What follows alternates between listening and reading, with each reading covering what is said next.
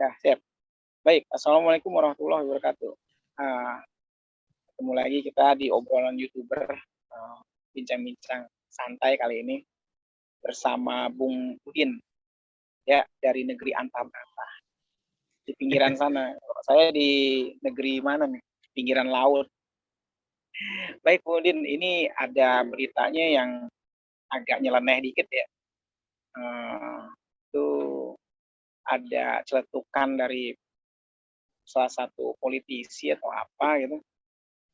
Katanya sih beli rokok 25.000 bisa, beli telur 30.000 nggak bisa. Nah, ini kan pernyataan yang nyakitin banget bagi orang yang nggak merokok atau bagi orang yang merokoknya setengah-setengah gitu. Nah, itu menurut Udin gimana? Ya, ini sih memang kebiasaan ya para politisi negeri ini atau para pejabat negeri ini. Yang ngomong itu Pak Prasetyo Adi tadi itu Dirjen Penanggulangan Pangan apa itu ya? Oh, Dirjen Penanggulangan Pangan. Ya, sebentar. Berarti dia memang ngurusin pangan ya? Kepala Badan Pangan Nasional ya, Arief Prasetyo Adi ya, yang mengatakan bahwa harga telur 30.000 itu nggak masalah ya. Ya, orang rokok 25.000 aja bisa dibeli ya. Itu sebenarnya ya masuk akal juga sih ya bagi orang-orang yang rokoknya kuat ya, kemudian memang lebih memprioritaskan rokok, itu sebenarnya masuk juga ya. Cuma memang nggak apple to apple gitu ya. Nah, soalnya ya dari 275 juta penduduk Indonesia ya, kan nggak semuanya merokok ya. Kan nggak semuanya merokok. Terus apa juga ya? Ini kan kebutuhan pokok ya. Telur itu kan masuk dalam sembako ya, 9 bahan pokok. Harusnya memang harganya itu ya wajar ya, sewajarnya dan bisa ya menguntungkan kedua belah pihak ya. Dan memang permasalahan pangan itu ya memang satu ya, memang betul ketersediaannya. Di Indonesia itu ketersediaannya alhamdulillah telur itu melimpah ya, bisa melimpah peternak. Cuma memang masalahnya itu di pakannya, terus sarana memeliharanya itu mahal ya. Pakannya itu kan kita kebanyakan juga masih impor ya. Sebagian masih impor. Jadi memang itu yang membuat mahal juga. Jadi memang tugas pemerintah itu memang menjaga kestabilan harga ya. Memang menjaga agar barang itu ada ya. Memang dalam Islam sendiri ya, harga itu memang mengalir begitu saja, tidak boleh ditentukan ya. Jadi memang nggak boleh dipatok sekian-sekian, itu nggak boleh. Jadi harus mengalir begitu saja. Tapi ya tadi harus dijaga wajar, dijaga produksinya tetap ada, terus ada dan barangnya itu ada ya. Tapi ya tadi pemerintah kan hari ini ya masalah ayam saja kan, daging itu kan ayam pedaging ya, kita kan hampir waktu itu impor dari Brazil ya. Impor dari Brazil. Padahal produksi dalam negeri pun banyak ya. Sebenarnya tuh kalau mau fair ya, pemerintah itu ya kalau mau ketahanan pangan Indonesia itu kuat, yaitu bagaimana produksinya itu dijaga ya, bagaimana meningkatkan produktivitas, bagaimana mengintensifkan ya para peternak, para petani itu diberi intensif lah. Sekarang para peternak juga mandiri ya, biaya pakan mahal. Ya wajar jika kemudian ya berimbas pada produksi-produksi yang lain itu. Turunannya, hasil produk-produknya. Jadi sebenarnya masalah harga naik turun ya sebenarnya sih kalau masih batas wajar ya kita ya menilainya ya biasa-biasa saja ya. Cuma kan hari ini masalahnya pendapatan penduduk Indonesia itu gimana gitu. Cukup nggak untuk membeli bahan-bahan pokok itu? Itu sebenarnya permasalahan di situ ya. Kita misalkan produknya tersedia semua nih. Ya kayak minyak hari ini tersedia banyak. Ya kalau harganya mahal, ya orang kan juga belinya juga ya nggak bisa semuanya, nggak bisa banyak-banyak, nggak bisa mencukupi. Ya bayangkan saja misalkan ada orang penghasilannya sehari misalkan dari kuli dan lain sebagainya 50.000, sedangkan harga minyak satu kemasan botol itu ya, yang 1 liter udah 38.000. Ya udah habis buat beli minyak saja, walaupun memang minyak itu ya bisa dipakai untuk beberapa hari ya. Mungkin juga akhirnya ibu-ibu nggak usah diajarin lah ya, nggak usah diajarin merebus, mengukus, goreng pakai pasir. Ada yang ngajarin. Ibu udah pada bisa, udah pada ahli ya, udah pada bertahan ya, udah pada. Oke, Bung Avenger udah masuk, Bang Ade. Ya, udah sudah Nah, masuk. dimiringin dong. Miring dong. Nah, Miring. Siap. miring gambarnya. Lanjut. Nah, gitu. Bukan miring orang. Bukan miring orangnya, bukan. Oh iya. Wih, lagi di mana tuh? Pemandangannya bagus tuh. Ya, biar kita kelihatan agak elit dikit. Iya. Oke, munduran dikit dong biar wajahnya kelihatan semua, kepalanya segala macam. Nah, mana Siap, ini nggak pakai siap. pot apa mau? Oh, baru dari beli rokok pasti ya. Baru nyampe beli kopi. Sebentar. Oh, beli kopi dulu. Ya, kopi gue nggak ada lagi nih. Nah, wis, ini studio khusus Avenger ya. Di mana? Di Wakanda City. Ya, di Wakanda. Baik, Ya. udah hadir sekarang di Zoom kita bersama Bung Avenger ya, dari Wakanda City ini. Ya, jangan dilepas Ya. jaketnya, udah pas banget itu. Tinggal ditutup aja udah jadi, tinggal pakai topeng udah cocok ya. Ya. Kayak Batman. Aduh. Gimana Bung? Pakai topengnya ada tuh. Gimana Bung Avenger ini yang punya hobi ngerokok juga nih. Ini ada pernyataan nyeleneh dari politisi atau dirjen Kemendak atau apa gitu. Gimana Din tadi dirjen? Kepala Badan Pangan Nasional, Kapanas. Oh, Kepala Badan Pangan Nasional. Bahwa itu pernyataannya harga telur 30.000 rokok 25.000 bisa. Nah, itu gimana menurut Avenger? Ya, kalau pernyataan cepat tadi Kepala Bappenas tadi itu pernyataan Badan Pangan Nasional. Jangan salah nanti kalau isi pan panjang. Tahu kan sini kan banyak yang baper. Pernyataan dari Badan Pangan Nasional itu pertanyaan nyeleneh, pernyataan ngawur. Karena nggak apple to apple, ya kan? Nggak apple to apple.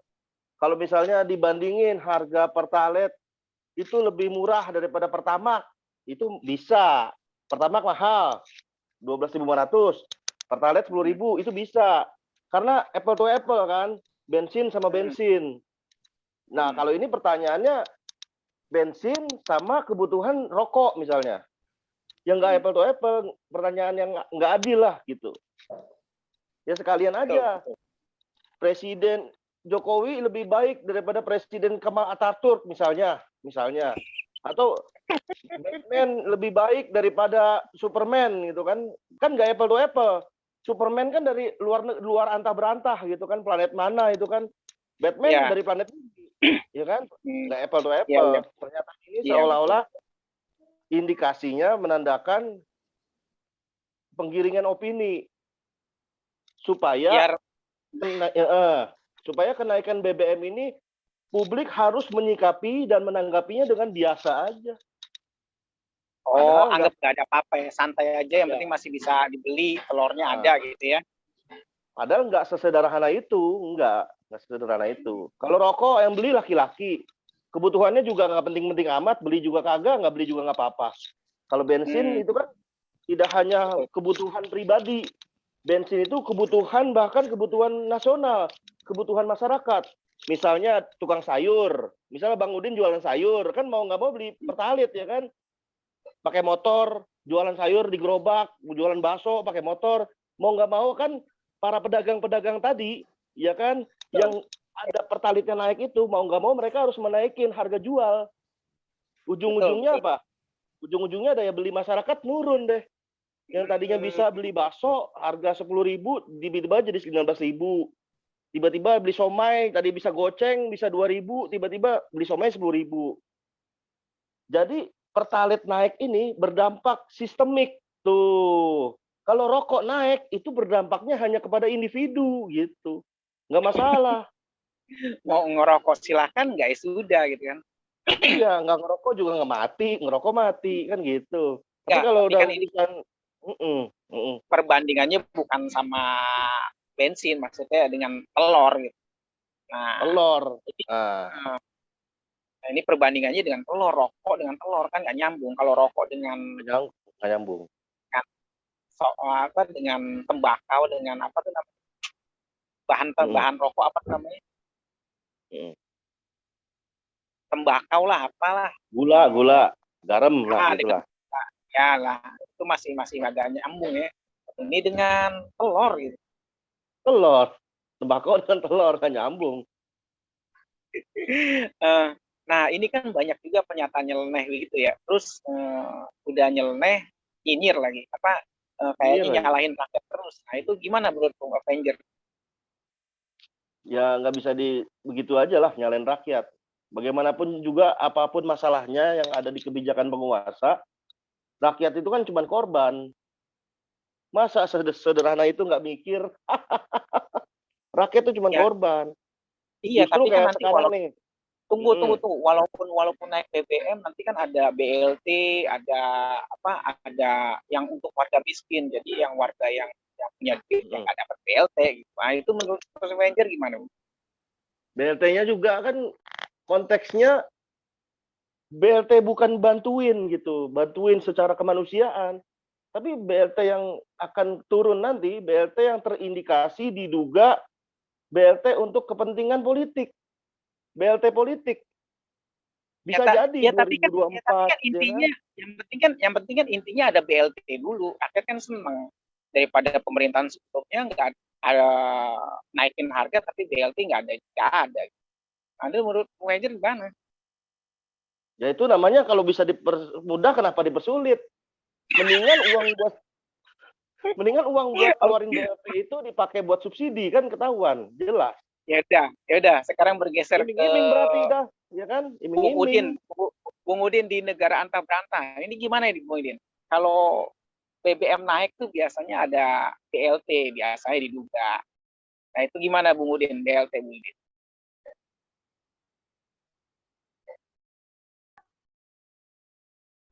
Iya BLT ya. BLT kan hanya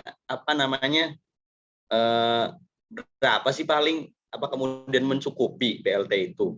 Paling kan kadang dirapel, kadang berapa. Kan kebutuhan kan setiap hari ya, setiap hari. Ya itu tambal sulam aja sebenarnya, sebulan sekali kalau nggak salah BLT. Ya kebijakan tambal sulam ya. Kan kebutuhan masyarakat itu kan selalu tetap kan. Misalkan ya kebutuhan beras sebulannya berapa, kebutuhan makan berapa, begini berapa. Ya kalau harganya tetap naik, ya ujung-ujungnya BLT itu nggak ada gunanya juga, ya bahkan kurang gitu. Ya tapi kalau menurut informasi orang awam ya seneng aja dapat BLT gitu kan. Ya seneng lah dapat, nggak ngapa-ngapain dapat.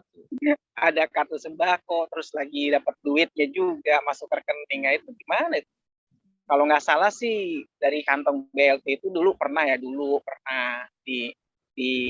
ditilep 10.000 apa berapa gitu sampai menterinya ketangkep atau gimana ya?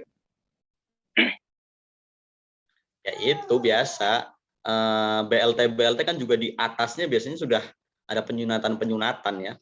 Itu kan di Kementerian Sosial juga kan dari penyaluran dana itu kan juga bocor berapa persen ya, cuma bocor 3% apa berapa persen ya, ada beritanya itu, tapi kan nilainya sampai triliun, nanti ke triliun.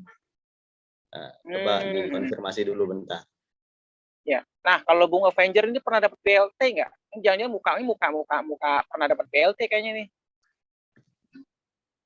Kalau saya pernah dapat dari saudara kan, karena saudara dia nggak ngambil jeruknya, kalau nggak salah dapat jeruk 1-2 kilo apa itu saya ambil gitu, cuma nganterin doang ngambil BLT ya kan, yang penting intinya dapet gitu kan. Nah itu Bung Avenger gimana Bung Avenger? BLT pernah dapat, cuman aneh kasih lagi buat orang yang lebih butuh gitu kan. Walaupun dinyinyirin, sombong amat, nolak BLT. Ambil nggak apa-apa, ambil. Cuma setelah dia pergi, udah jauh dari mana tuh ya kan, antah berantah dia pergi, yang ngasih langsung kasihin orang yang membutuhkan lah. Gitu. Gitu. Kalau kita nolak secara frontal, nanti dibilangnya anti pemerintah, anti NKRI. BLT-nya atas nama ente tapi kan. Iya. Nah jadi kan nanti persoalan berarti kan enggak, tapi dulu berarti kan ente udah tercatat penerima BLT, jadi jangan juga nyinyir nyinyir pemerintah terus kan, karena kan udah terima BLT, gimana sih nih dari segi pemerintahnya gitu. Itu BLT mah kewajiban pemerintah.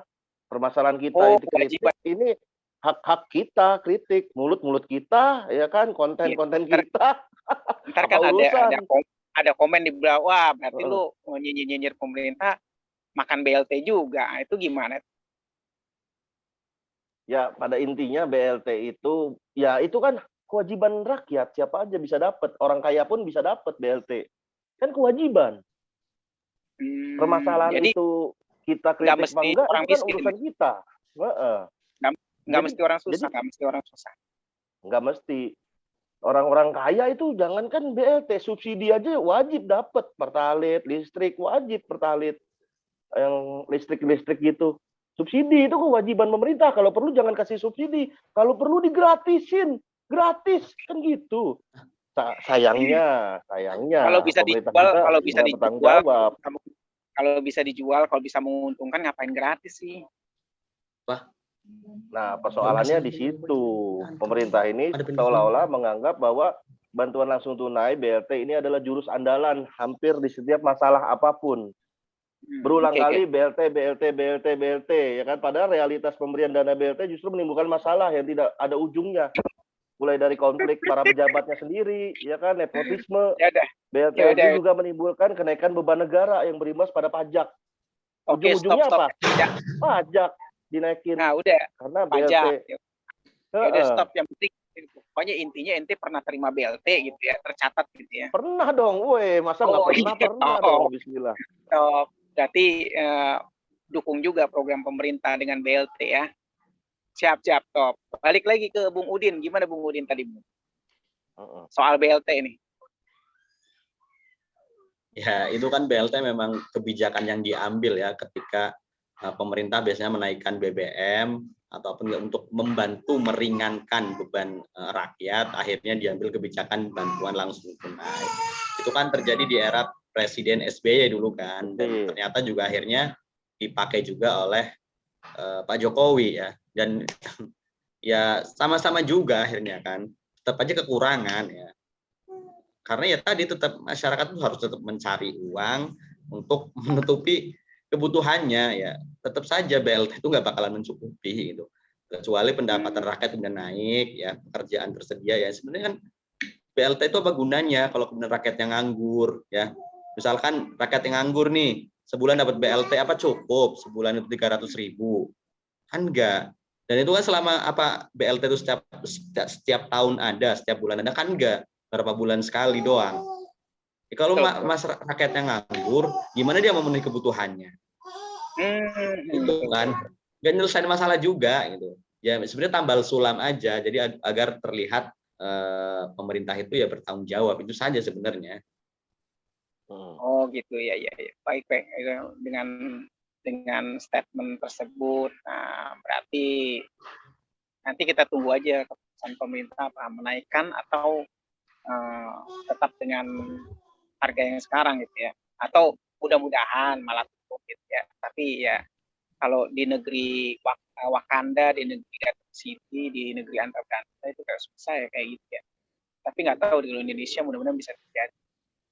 Biasanya sih bagus-bagus saja di Indonesia mah.